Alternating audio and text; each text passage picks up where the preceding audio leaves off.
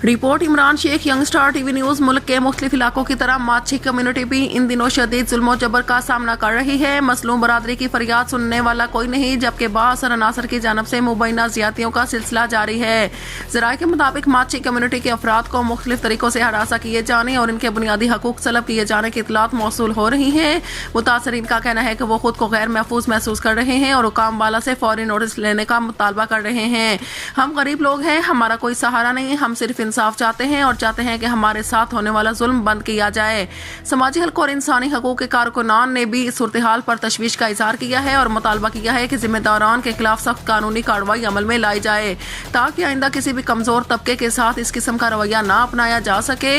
जरूरत इस अमर की है कि मुतलका इदारे फौरी कार्रवाई करते हुए माछी कम्युनिटी को तहफ़्फ़ुज़ फराहम करे और इंसाफ की फराहमी को यकीनी बनाए, क्योंकि एक मुहज़्ज़ब मुआशरे की पहचान यही है कि वहाँ कमजोर को भी बराबर का हक हासिल हो।